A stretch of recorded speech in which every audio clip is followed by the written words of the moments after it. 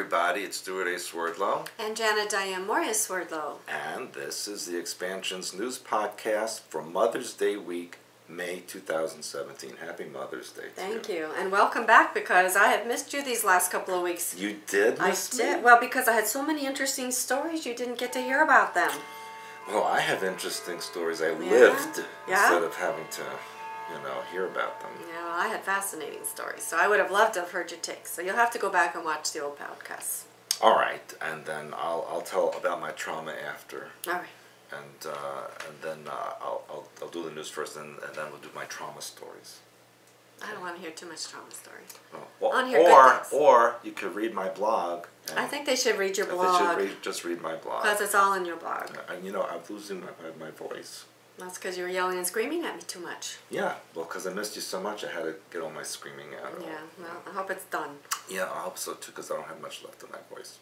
All right, so my first story is about the connection militarily between Israel and China, and people don't realize that story. But it began a very long time ago with a Jewish billionaire named Saul Eisenberg, who fled Germany during World War II and wound up in Shanghai. Really? Yeah, because people don't realize that Shanghai has a lot of Jewish people there. I didn't know that. Yeah, absolutely. And he was the one who arranged for the Chinese and the Israelis to get together to do military business. Exercises? Business. Oh, business. Because the Chinese were in need of military equipment and the Israelis had a lot of equipment, but the Americans didn't want the Israelis to give weapons to the Chinese. Mm-hmm. So they had to secretly fly to China and paint over the logos of their aircraft so that nobody would know it was Israeli. Mm-hmm. And they went through actually India. Wow. Mm-hmm. And the Chinese were so impressed with the Israeli military equipment that they gave them a big shopping list. And there's billions and billions of dollars of exchange going on. And what was very interesting is, because Israel is based on a religious government, mm-hmm. and China is a communist government. Right. And so when the Israelis gave the Chinese a contract, there was apparently a clause called force majeure clause, mm-hmm. And the Chinese said, "What is that?" Actually, they said, "What is that?" And and the Israelis explained that it's an agreement in case there's a breach of contract or an unforeseen act of God. Mm-hmm. So the Chinese just answered, "Well, there's no need for that since we don't believe in God." All right, well. Actually said, "We don't believe in God. We don't do that." Are you not laughing? You don't think it's funny? Mm-mm. Am I politically incorrect? I think you should move along. Okay. All right. And so they signed hundreds of millions of dollars worth of contracts for tank shells, missiles, radar systems, and other things. And apparently, the Chinese bought all of this without even going to the factories to see what they were getting. And so it shows that they're, and I quote, unprecedented, amazing level of trust between the two sides. Well, and the Chinese spent all those billions of dollars. That means Israel's funded by China. Yeah, but anyway, I'm sure they got like takeout food and stuff like that in exchange. But anyway, what people don't know, and I learned this 42 years ago, mm-hmm. when I was a fetus. Before you were born. Yeah, that I actually went to in the Negev desert, mm-hmm. the hut of David Ben-Gurion, who was one of the presidents of Israel. He had a hut? He had a hut in a kibbutz, in a communal farm, mm-hmm. which is a communist farm. And on there was a book that said Chinese Jews. And it was a book that showed that over 100 years ago and before, there were 50 million Jews in southwest China. Really? Yes. And you know why? Why? Where did they come from? Jesus. They were the descendants of Emmanuel's grandchildren, mm-hmm. which I wrote about in True World History, which you're going to show them in a little bit. Well, I can just show them right here. Okay. True World I'll show History. you right the frick now what my book is. This is a great book if you want to hear anything about True World History. Plus our September Spectacular, we're going to be talking more True World History. Mm-hmm. And you know what else? What? Since we're in Asia, something's rotten in Indonesia. What? Well, there's always something rotten in Indonesia. It's hot now? and disgusting. Well, something washed up on an Indonesian island, an island called Seram, and it's rotting, and there's like blood all over the water there. It washed up after a storm. They said it died like 3 days before it washed up. Now, did you see the pictures of it? No, I never even heard of it. It is 15 meters or 50 feet long. It's gigantic, and it looks really weird, almost prehistoric. But of course, they said that according to the Li Kong Qian Natural History Museum, it's either a baleen whale or a subgroup of whales that include humpback whales and mink whales. But according to the National University of Singapore Museum, they said based on the images and videos in the advanced stage of decomposition, it's not possible to determine if it's a whale or not. And so they said it's unlikely to be a giant squid because there's no record of giant squid in Indonesia. So nobody really knows what it is, but the Indonesians want someone to just take it away. Well, you know, if it's a mystery, I'm sure somebody's actually been there, whether or not they're actually saying what it is. Look, they could always take a DNA sample and find out what it is, right? Right. So they're purposely avoiding all that. So people, look at the link and tell me what you think it is. And put your little comments on there. All right? Now, from Asia to deep space. There has been, now this is the interesting thing about this article. It says a new mystery signal from deep space has been detected. But it happened in 2015, 2 years ago, and they're first telling you about it now. And it was detected by scientists at the Parkes Radio Telescope in Australia. And it's called a fast radio burst, or an FRB. And these FRB signals only last a few milliseconds. So, I mean, how do you hear that one, you know? And they're extremely short duration, and the origin remains a mystery. And it says it is emanating from an unassuming small galaxy over 3 billion light years away. And how do they know that? Well, that's a very good question. Because it says there's no known nearby object that could have been producing this sound. And there are theories. Of course, there's always theories. One is that it's caused by a cataclysmic event, such as a neutron star collapsing into a black hole or a supernova. Another possibility is a highly magnetized neutron star. However, they said, neither of these fully explains the one-off high-energy event of what they said. So here's the thing, a clue, because they asked one of these scientist experts, and they said, just to be clear, we don't know what's causing the fast radio burst we see, but we don't think it has anything to do with aliens. Well, if you don't know what it is, why do you know that it has something to do with aliens? That tells me it is something to do with aliens. Now, your homeland. Can I talk about your homeland? There's been a flurry of minor earthquakes in the Seattle area, and seismologists are not sure if it will continue or if it means a more powerful and dangerous event is to come. You know where Bremerton is? Yeah. And they said there's been 13 quakes in the Kitsap. Did I say that right? Kitsap. Yes. Yeah. And they said the swarm might be related to the Seattle fault zone.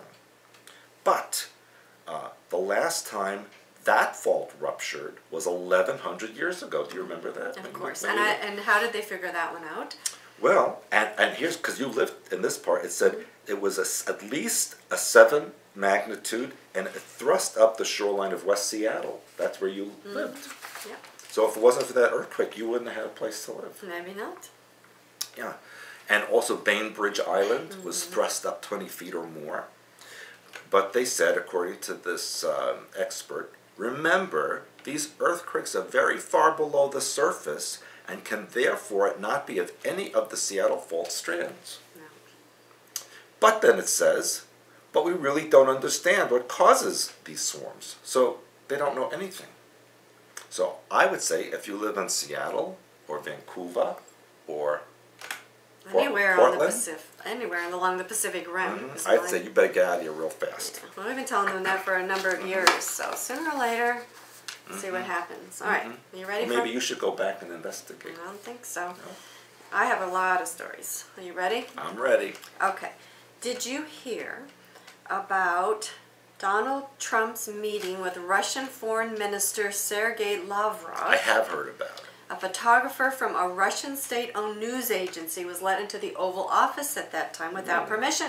He just walked in? Well, because the American press weren't allowed. But he was allowed in. And then they said this raised the alarm with former U.S. intelligence officials who believed that it could have created a security breach. By letting a Russian? Because they let the Russians in, but they didn't let the Americans in. And they claimed that they didn't even know about this until pictures from the president's meeting showed up on the TASS state news agency. This is huge. This is huge. It's huge. Huge. Okay, so that's kind of my lead story, but this next story is even deeper. Ooh, I like Now, deep stories. This one is actually called The Deep State. Have you heard of that? That's usually what I'm in most of the time. Okay, what's interesting to me is it's a huge article. This is a huge article, and it goes on about, so if you don't know what the deep state is, they're telling you what it is, because that means they want you to know what it is, because they're creating something. Okay, what is it? What is it? Okay. It says the modern history of quote-unquote deep state in American politics starts with real leaks of classified information and ends as a conspiracy theory on popular yet dubious websites. And how it got there raises serious questions about whether the intelligence community is trying to subvert a new president or whether it's a convenient scapegoat for an administration that's had its share of early foibles. Wait, I want to understand that. So this means it's an actual piece of information that's leaked, but then they make it look like a conspiracy. Well, kind of. It goes on. It's kind of it's a long article. I'm just going to pick out the salient points because I think it's important. Otherwise, they wouldn't have made it such a big deal. It says a deep state is a network of influential members of a government's agencies or military who operate against a democratically elected government. It might work to undermine an elected president's authority or legitimacy and has been common in countries such as Egypt and Turkey. So now it says that the concern in the U.S. started shortly before Trump took office. The steady drip of classified leaks about Trump's young administration has led some to speculate about the beginnings of an American deep state. The term is derived from the Turkish derin devlet, I don't speak Turkish. which refers to an intricate network made up of government officials, again, including those from the military and intelligence communities, whose primary goal is to subvert a democratically elected leader's agenda and ultimately remove the leader from power. So I think this is interesting because they're setting this up with Trump. We talked before about a civil war. So maybe that's why he's firing everybody. I don't know. It says Turkey's deep state is tethered to the army, but consists of elements from the intelligence community, the judiciary, and the mafia. There's a Turkish mafia? Apparently. And then the deep state, as it exists not only in Turkey but Egypt, has two defining characteristics. It involves cooperation across multiple government agencies like intelligence officials, military officials, and executive branch officials. And also the execution of the deep state's agenda often results in bloody outcomes. Oh, that's not good. So they're now saying that they're saying that you see dramatic results like assassinations, mass killings. I don't know what a pogrom is. Pogrom is like when you go after a group of people to eliminate them. Okay, bombings. It's not about tension between the executive and the bureaucracy. It's not about a failure to work together. However, there is extreme caution in adapting the term deep state from other political cultures and applying it to the U.S. So basically the U.S. is no better than a third world Well, country. they're saying they don't want to apply it, but here it is. And now Michael Hayden, who's the former CIA director who served under Obama and George W. Bush, said in March, deep state I would never use. That's a phrase we've used for Turkey and other countries like that, but not the American Republic. Now, we do not hear the U.S. referred to as American Republic. Right. Okay? It's not supposed to be a republic. No. Then, it says, soon after the possibility of the beginnings of an American deep state was first raised by the mainstream media, the idea took off of the far-right media and then reached a fever pitch. The deep state bumps off General Flynn, who's next, blared a February Breitbart headline after the resignation of Flynn. The article pointed to the mainstream media as an arm of the deep state, saying that the ultimate target, of course, is Trump himself. And Yeah, but wouldn't he know that? well, Trump is saying he doesn't trust the mainstream media. That's Right. why he Well, does he said they were the enemy of the people. Yes, and he said it's all fake news. Well, that's true.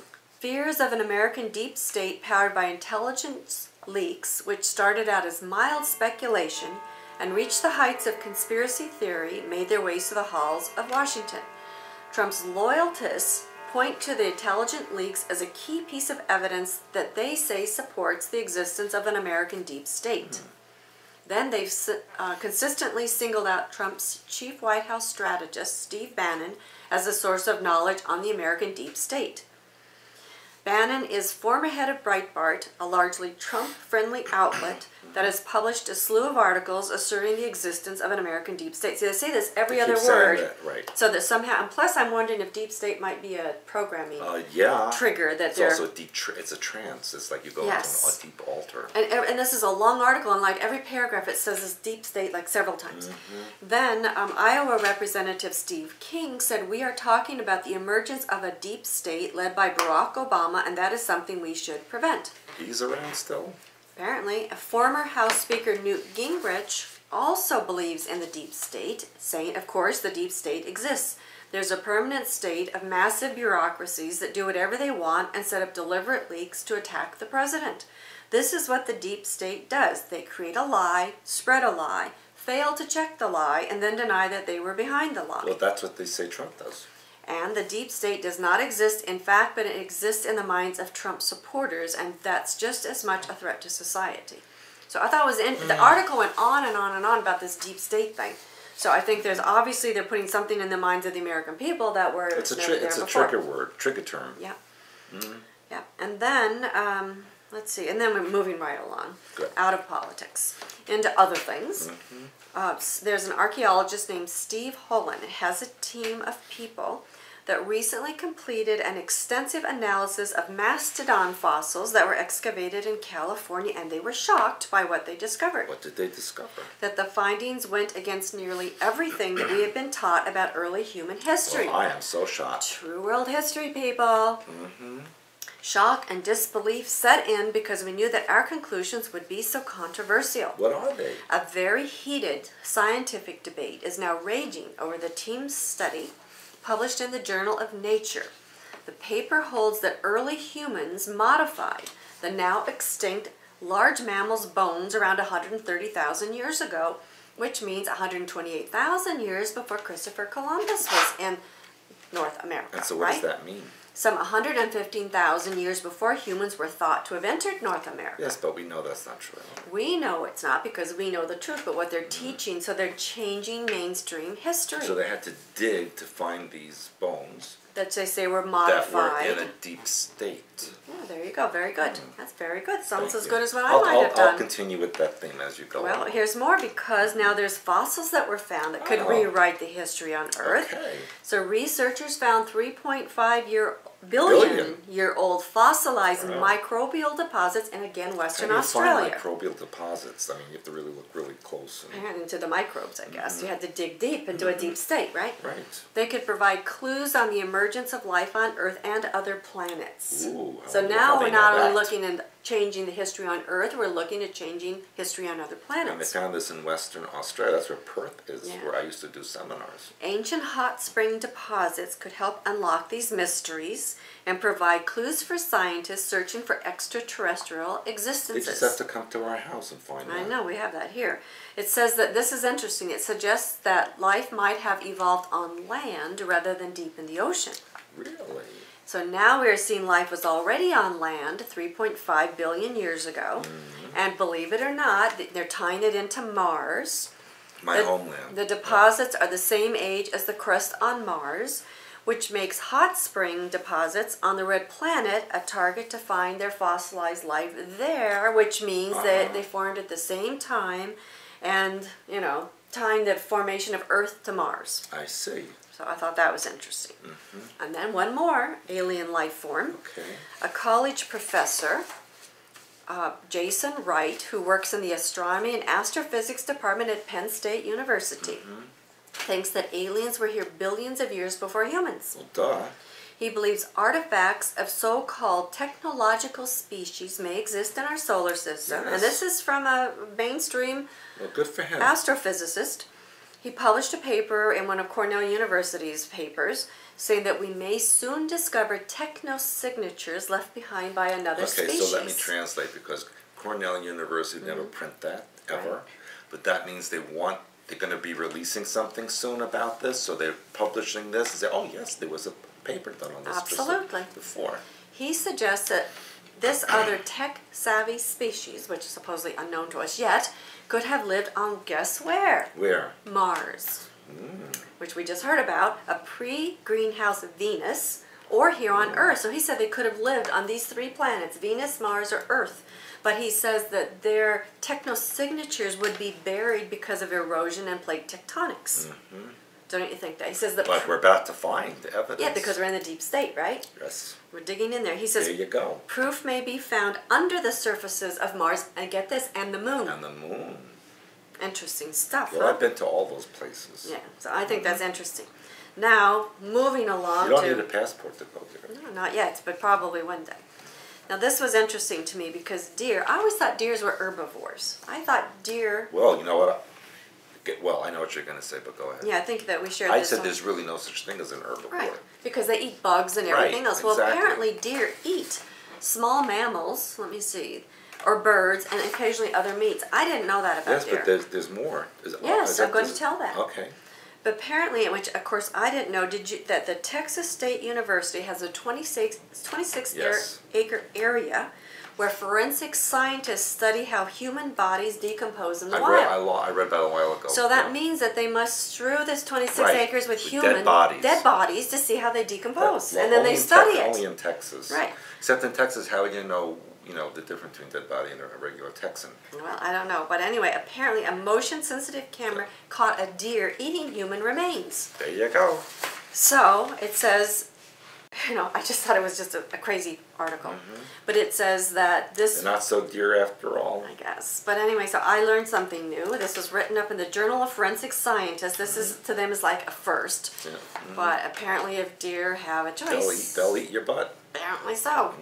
That's what I've been talking about that as too, and I'll Not move so along. cute after all, are they? And speaking of animals, now this was also very interesting to me, and I'm going to explain its implications as well, that apparently scientists have caught 2 animals from 2 completely different species having consensual sex for the first time. Where were their parents? A male Japanese macaw, which is a monkey, and a female sika deer. So a monkey It's and a deer. macaque. Is that how you say that was macaw? No, it's a macaque. Macaque? Sure? Well, Yes. it's a monkey and a deer. And they had, and it's on, A deer and a monkey had sex. yes, and it's on the link that will be That would mean posted. their offspring would be a dinky. How do you get that? A deer and a monkey? It's not a Be a dinky. dinky. That'd be like a monk deer or something. Look at the little cute dinky. No, that sounds like something else, my dear. That doesn't sound like a monkey. Anyway, You have no sense of humor. this is what's interesting to me. They claim that apparently sex between animals of different species has been reported across a wide range of animal kingdom. Now, I've never heard of this before, but they're claiming that it's common. Now, listen to this. This is where it gets even more interesting. Okay. The scientists hope that further study of it can show how mating happens between species. Doesn't that sound like Atlantis? Well, Lemurian and Yes. reptilian and mammalian. Yes, all kinds of things. And how could shed light on why humans show a sexual interest in animals? They do. That's what, well, bestiality, which is part of New World religion. I'm going to wash your mouth out with soap. So I thought, okay, they're setting you up for this. But, bit by bit they release it so you can accept it. So bestiality.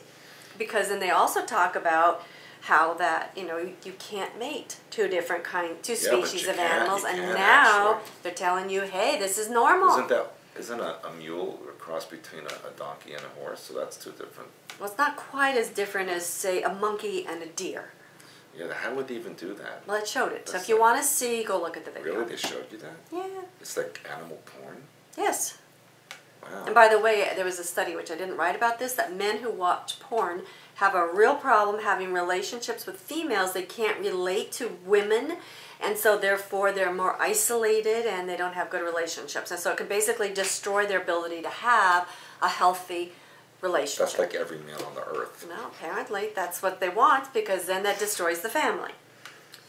Now, I'm going to just throw this one in because I also told you this. I don't know if you were here about, I think I did, yeah, the jeans that were being sold by Nordstrom's for $425 that were dirty jeans, remember, that were all filled with dirt? Okay. Now, Neiman or Neiman Marcus? Neiman Marcus is now selling $1,425 pairs of torn and dirty sneakers. Wow, I could sell my whole closet. Yeah, and we can make a lot of money. Wow. And then this next article reminded me of Roswell. Because apparently, do you remember in Roswell after the crash, and they said that they had like pieces of paper or no, metal? Crumple up and open up Yeah, again. okay. Well, now apparently there are self-assembling robots with origami, PowerPoint, and an LED projector that you can actually make. So it says, of course, as you know, the art of origami, which is paper folding, has been around for a long time. So now engineers are combining the packaging, the robotics, and the 3D printing so that when it's under certain conditions, they open up and make different things. You know, if a dog and a monkey had a baby, it could be a donkey. We're on to origami now, dear. Paper folding. Came in my head. I believe that, but this is about paper folding now. So it says that the scientists, let's see, they take light from a standard LED projector, and then with PowerPoint, within a few seconds, a solid film forms, and when this thin sheet is removed and set upon a surface, it folds itself into an origami-style object. And then they go on to say you can have origami pop-up rooms. You can have anything from tiny robots to temporary bridges. That just unfold? They just unfold and create things. And biomolecular engineers at Johns Hopkins began investigating ways to employ origami techniques for self-assembling nanotech machines. They should have origami luggage. You could just, just put it in your pocket, and when you get to the hotel, you just open it up, and there's everything you need. They might.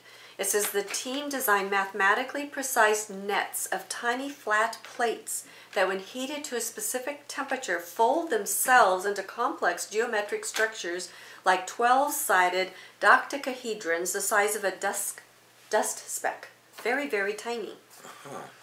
So doesn't that sound like alien technology? I think so. NASA's prototype Starshade project looks like a giant origami sunflower in space. All based on math. Very interesting. Yeah. And then in Belgium, which I know you like Belgium, chocolates, right? And I like Belgian chocolate. And we have clients in Belgium. So hi, clients in Belgium. You know who you are. I'm supposed to be going back there. Are you? That's what I hear. Anyway, Belgium has voted to ban kosher and halal slaughtering in its biggest territory.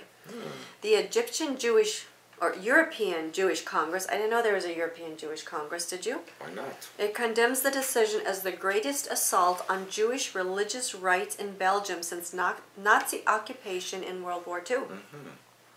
Apparently, the Walloon region... Walloon or Balloon? Walloon region has voted to ban kosher and halal meats by outlawing the slaughter of unstunned animals. Well, you stun me all the time, so I could be slaughtered, actually. Maybe. Apparently, both Jewish kosher and Islamic halal rituals They have the same rule. Require the butcher to swiftly slaughter the animal by slitting its throat and draining its blood. You've tried to do that to me But several that's times. condemned by animal rights campaigners who argue it's more humane to stun the animals before killing them. Stun them and then kill them. Yeah, so what's the difference, really? Anyway, the European Jewish Congress calls this scandalous and says, according to the president of the European Jewish Congress, this decision in the heart of Western Europe and the center of European Union sends a terrible message to Jewish communities throughout our continent that Jews are unwanted. It attacks the very core of our culture and religious practice and our status as equal citizens with equal rights in a democratic society. It gives succor to anti-Semites and to those intolerant of other communities and faiths. We call on legislators to step back from the brink of the greatest assault on Jewish religious rights in Belgium since the Nazi occupation of the country in World War II. Now, apparently, which I didn't know this, Denmark, Switzerland, and New Zealand prohibit unstunned slaughter. So I I guess never heard of it even before. I guess Jewish people are not welcome there if they could, or Islamic, because they can't eat the meat then. Well, I'm sure they do it anyway. Well, I don't know, but that's what they But say. they bring it from elsewhere.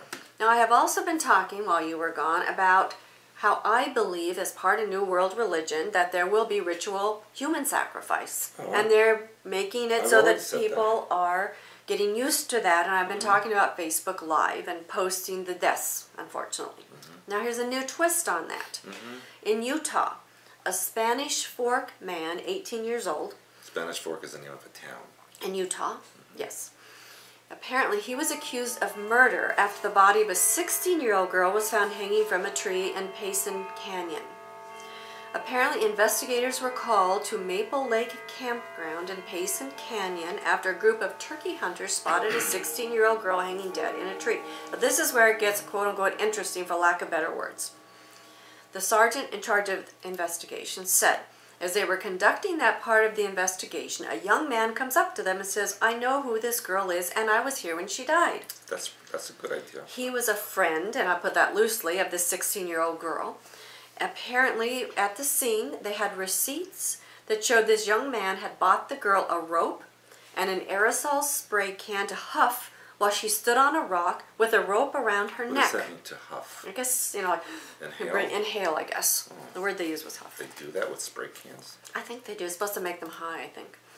They're already out of their minds for even thinking about doing that. Well, the sergeant continued. He expressed to them that he had some fascination with death and he wanted to know what it was like to see somebody die. Oh, because that wouldn't incriminate him for murder.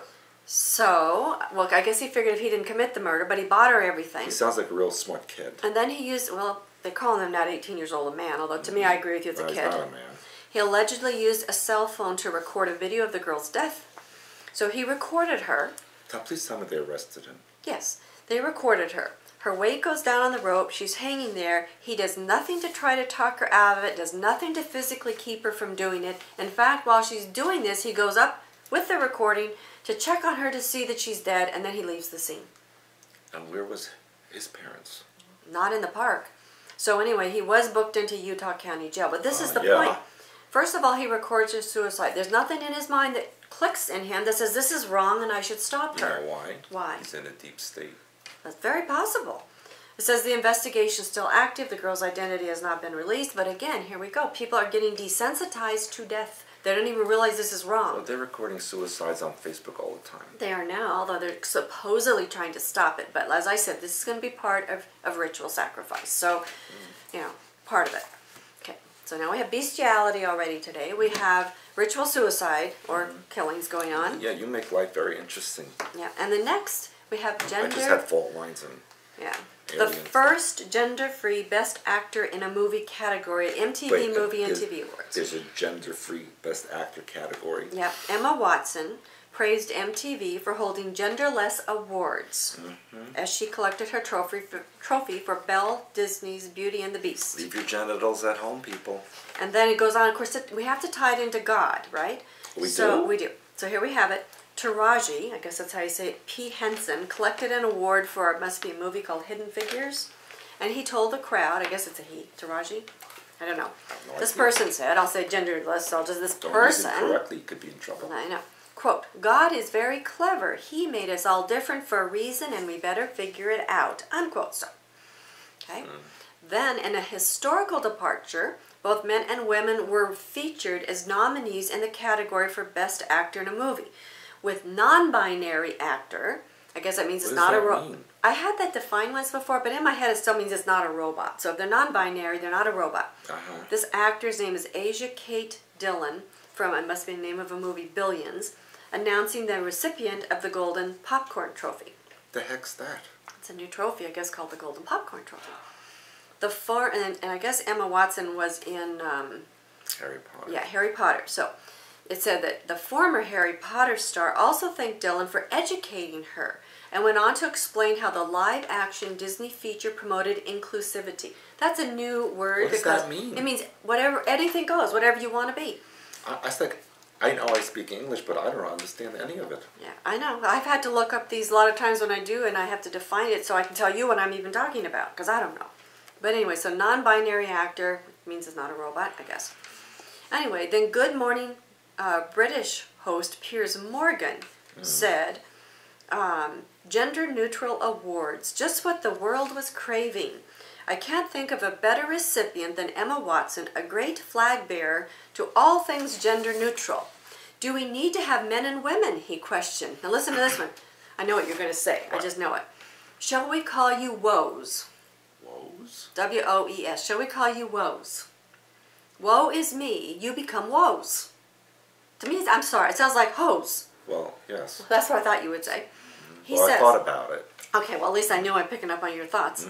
Then he says, we can't become men, obviously. We become persons, and everything becomes gender neutral. Is this confusing or what? Very. And then it was interesting because there was some, I don't know, again, I didn't use this source, but somebody put somewhere out there, they said, well, what, they're talking about like gender inequality as far as pay. So if we have like, 50 or 60 genders, how do we figure out that gender equality pay? I thought that was interesting.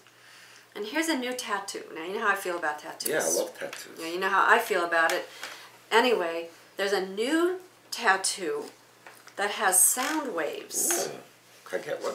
It says the tattoo uses a smartphone app to produce 1 minute of audio. So like you have a tattoo and you have your cell phone. Right. And it goes over, yes, and it then makes a sound. You become like a musical instrument. Yes.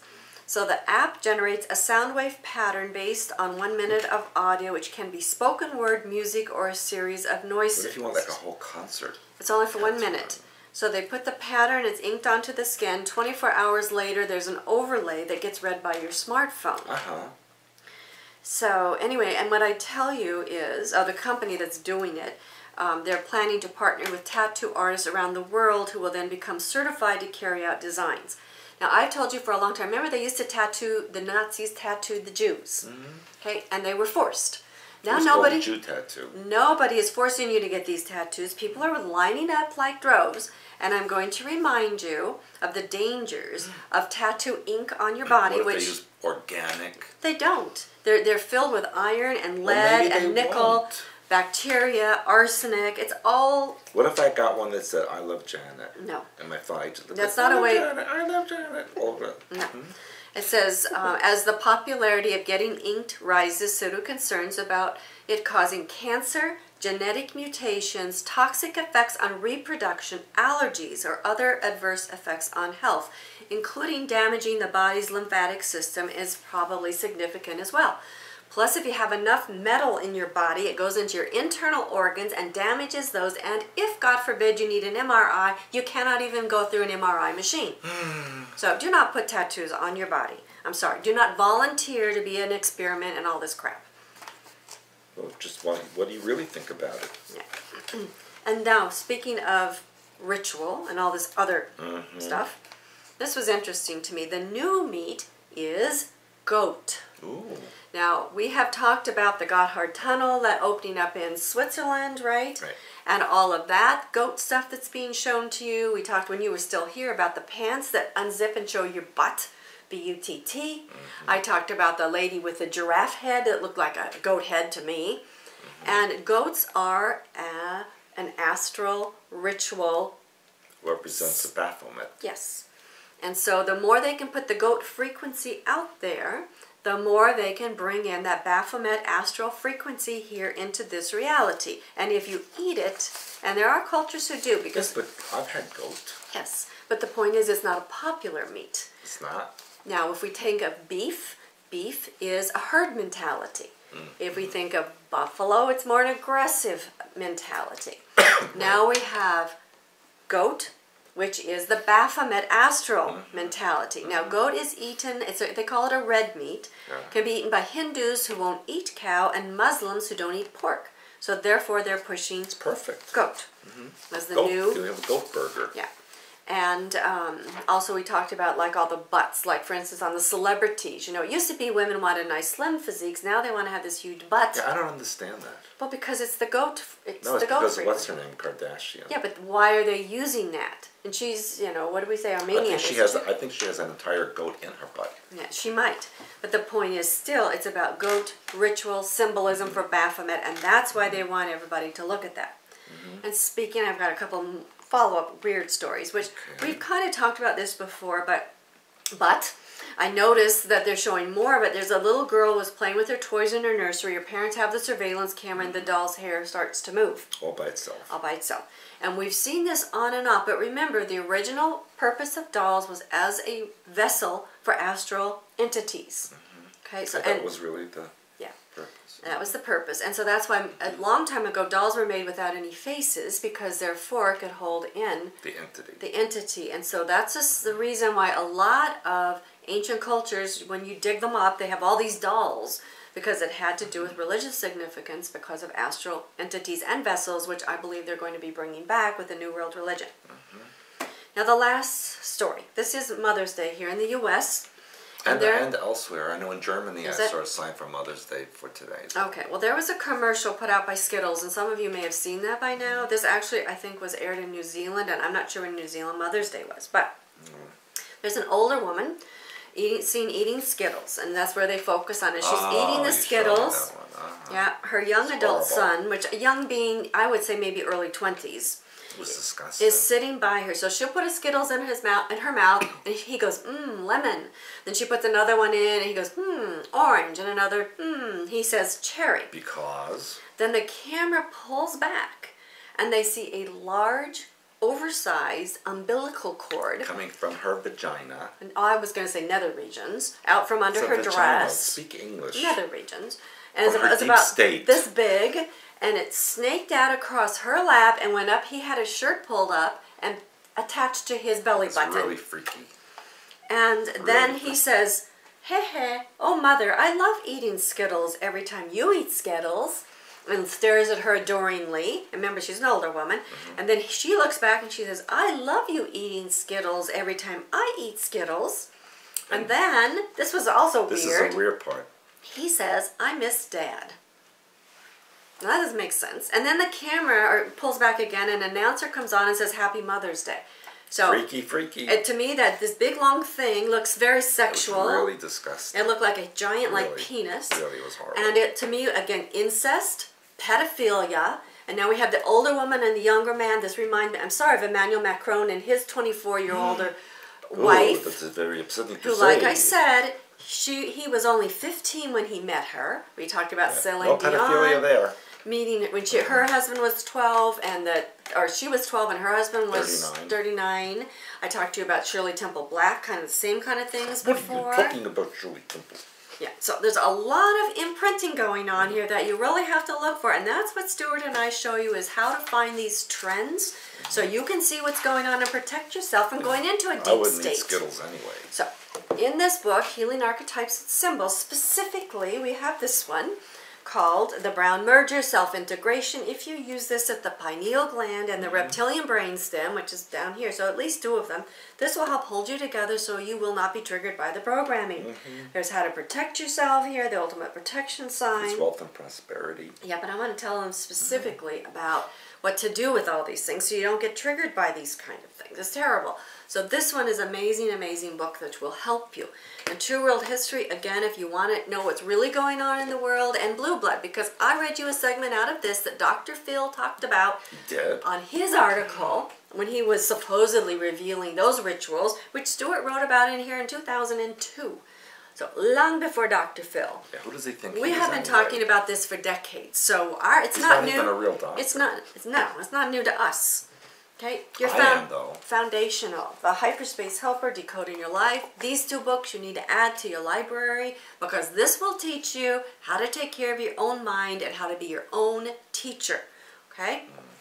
You tell them, Janet. I tell them. You go on. Go with your bad self. And speaking of which, I will be taking my tour. You will? You have a tour? Yes, I have a tour up into Waldensian country to walk the path of the ancient Waldensians here in a couple of weeks. That tour is closed. If you've missed out, I don't know if I will do this one again. So tough luck on you. Too bad.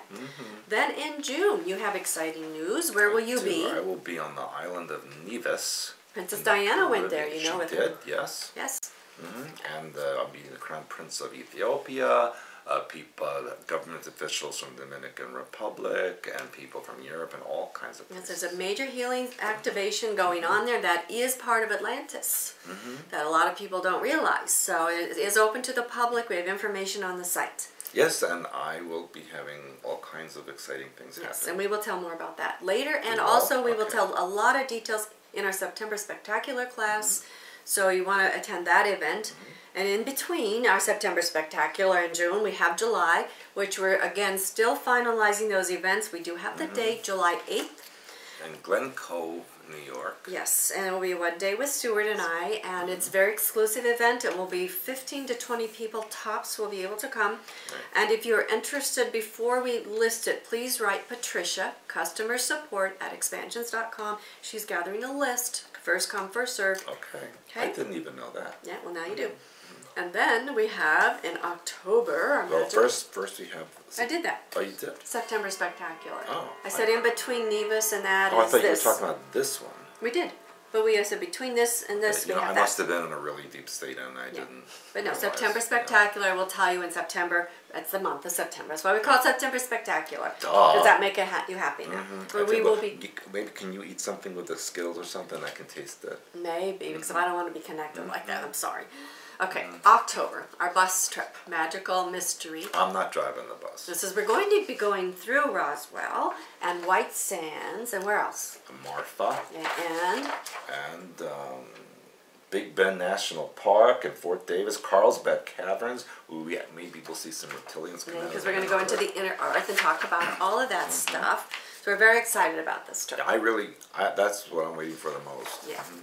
Okay, and then, And then October after that, oh yeah, I forgot. yeah, I was told I must come back to Germany, Poland, and Holland. Are you going to Belgium too, or just Holland? Well, that too. And then today I was told I have to go to Portugal. Well, let's wait on the Portugal thing, because we just got those first details in. Like, I don't want to go. But and also we have available a very few days with Stewart if you're interested in those, because as you can see we have a very full calendar. So if you're interested in a day with Stewart, which I will cook you a lunch. I would like a day with Stewart. I have a day every day. I have a day with Stewart every I'd like a lunch. day with and I me. cook my own lunch every day, so therefore I have Yeah, a day but you with don't me. offer any to me. Well, that's because you. Oh, you don't hungry? eat. There's a bag of peanuts over there. No, I just say you're too fat. Oh, yeah, you tell me you're a big fat boy. What do you want to eat lunch? Big That's fat what it is. boy. So I eat Pig my own boy, you lunch, call me. and then Yeah. then sometimes if you're lucky, I give you dinner, but not always. Sometimes I know. just make you fast, and that's it. Yeah, fast like, we're going to fast like the month of May. Yeah. So Like, what is it, Ramadan? could be. Yeah. So because we are very inclusivity here. We have inclusivity here, right? Yeah, I'm inclusive in the deep state. Did you look today to see if you're a he, a she, a G, a V, a use? I'm a lion. You're a lion. Okay, so you're trans species today. Yes. Trans Yeah, species. yeah, so Okay, if because a last time. lion and a monkey had sex, they would have a lunky, right? That's better than a minky. Or a donkey. I don't The know. dog and a monkey, donkey. I don't know. I think it's all very, very odd. Yeah. Okay. Anyway, Yeah. so do you have anything Actually, I have else? seen children from parents that look like Do one of them was a you monkey. have anything else to add that's productive here? Probably not productive. Okay, no. so then I think we should be over. I'm done. Okay. Just Fine. tell them goodbye. Bye. Goodbye.